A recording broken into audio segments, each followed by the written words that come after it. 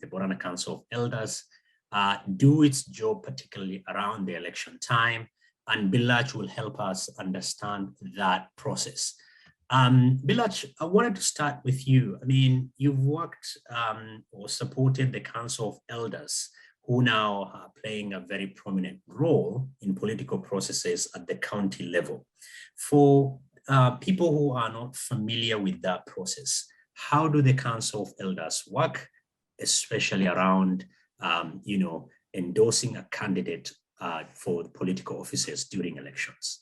They usually have, the Borana community is in 6 clans now, but they're in about 8 wards. So each clan has, each ward has about 37 members. And the 37 members is +1, which comes from a Muslim, mostly Boranas are Muslim. So 1 person from the clergy or the religious leaders. And then we have, it goes to the, it goes to each clan, but now first the candidates have to declare their candidature, their interest to run for a political seat. Then they go and give out, the shortlist is being done by the sub-clans. So it's brought about to the council. Then the council agree on which seat will go to which clan. Each clan goes to their own area, to their own group, and choose the candidate they think is well fit. I come from Dambenon, I'm an Onitu. So we were lucky this time. We were eyeing for the seat of the South, MP South, but we're now in the Senate, and Nu is the candidate that was chosen by the community, by my clan. So I'd say it all falls down to the clan and who they bring about. That's actually a sneak peek of what they do. But there's too much politics going on down behind the scenes that some of the time is not seen by the rest of us. Yeah, but I think, the Council of Elders in these communities have been playing, a very important role, be it conflict, ensuring that, water and pasture issues are addressed. But, from working, with them, how has it come about that now we have so much prominence for their role? Why is their endorsement such an important? Thank you. I mean, you explained that, people only see what is going on here, but there is a lot that goes down there at, clan and sub-clan level where negotiations are done. And theirs is just, the front end. But why do you think the role of Council of Elders from, sub-clan and even at the community level has grown under devolution? Under devolution. Well, resources are no longer at national level. So we don't go to the PC or the DC to ensure that we get the resources that are needed, or go to the MP.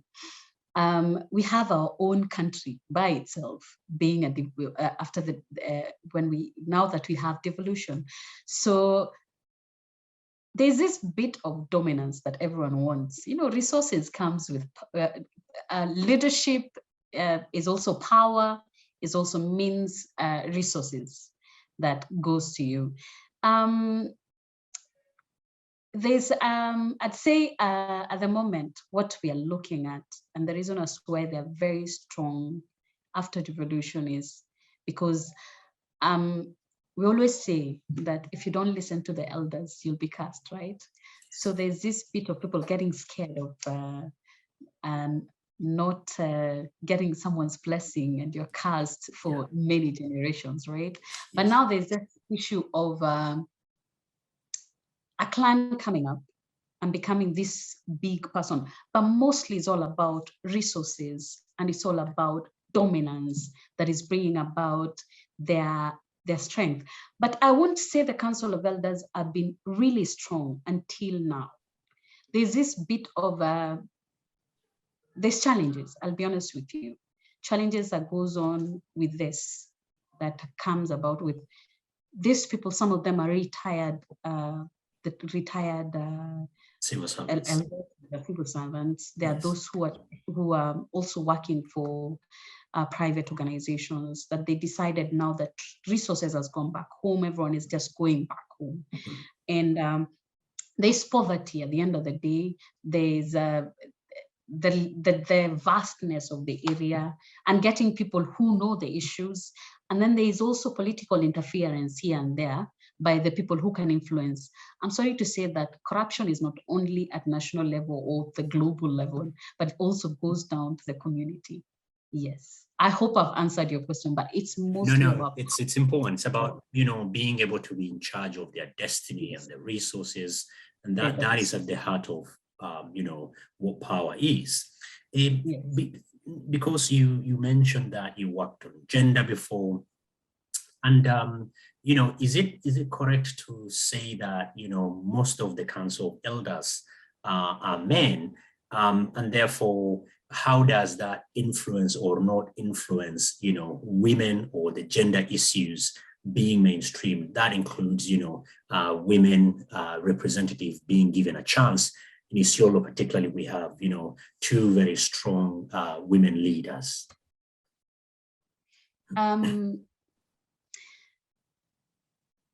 To be honest, I'll say, first and foremost, I'll say that I was not gender. I am still going on with it. It's part of me, by the way. It's actually what I did for my master's, and I did and I did a bit of inclusion of women. And I know my community is very patriarchal.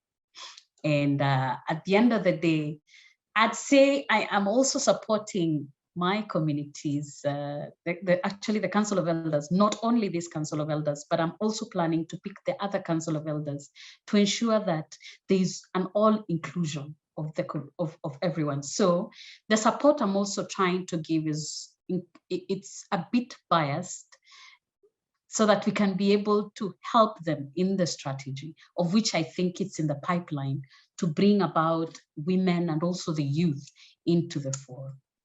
Yes, into the Council of Elders. I'm sorry, I hope I have answered the question. Yes, you have. Yes, you have. And you know, to another point is the Council of Elders are not necessarily elected individuals, and their legitimacy most of the time comes from the fact that, you know, if you're being told the Council of Elders will curse you, you know, you will not do something, particularly in these communities, right? You want their blessings, correct? Yeah. But, you know, that is a fairly informal process, and that is where their legitimacy stays. But now that they have moved into political space that is fairly formal, do you think that will take away their legitimacy that was given to them by virtue of their age, by the way the people are socialized? Do you think if they move into this space where with politics a lot of the time, you know, virtues like respect and the rest are not as premium, regarded as premium as in the Council of Elders and in informal space, do you think they will lose their legitimacy, their trust, and their respect? I'd say they might not. There's a bit of that comes about with poverty, yes. Like I said, the world, the way it is moving, it's moving where the haves use the have-nots. And it's human nature for you to want to be able to fulfill your needs.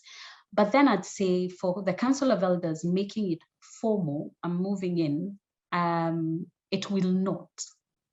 It will not. It's only them now making sure that they have all their governance structure clear, and also the kind of the MOUs or any negotiation that they can have has now legitimacy into it. In as much as the informal way of theirs was really recognized, but now making them formal makes, I think it also binds anything that is being done. And at the end of the day, it will be an independent institution. Remember, if you are a network, if you are an organization that is not formal, normally you do not access funds. But now I'm looking at it in a very positive way. If they become formal, they are able to get their funding, they're able to form their strategies clear that can be seen. And at the end of the day, they have that power to negotiate on a table where everyone is equal. That's brilliant. I mean, like now they are more or less like a corporate entity. They will be able to have their secretariat, their programs. Yes.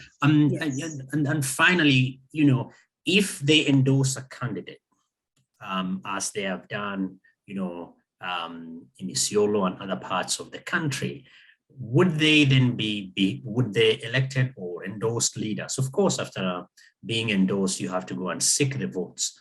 But do you think, you know, a lot of the time, because of the endorsement from the Council of Elders, they will be beholden to them in a way than, let's say, to the voters? Would they feel like their allegiance lies with the Council of Elders than the voters? I'd say the Council of Elders are men of wisdom for now, before we bring on board the women and the youth. Yes. They are people of the wisdom, respect in the community, and they are in that position because they've been chosen by the community and they're trusted by the community. The fact that they are endorsing someone to take up leadership position means that they can be accountable for whatever is needed from the community. Remember, these elders represent the community. So the bit of accountability, the bit of accountability as well as transparency comes on board. And there's that bit of ensuring that the needs of the communities are prioritized well.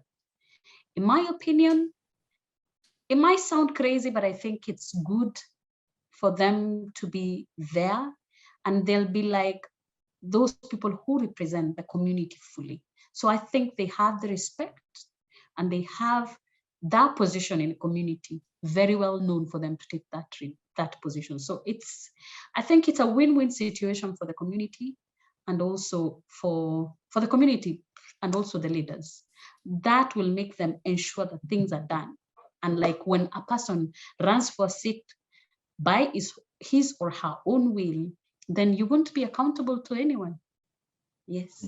No, thank you so much, Bilaj, for sharing your insights. I mean, I'm sure we'll come to you again. Once again, thank you. You know, we've learned stuff that we didn't know about the Council of Elders. You know, have a nice day. Thank you so much. Yeah.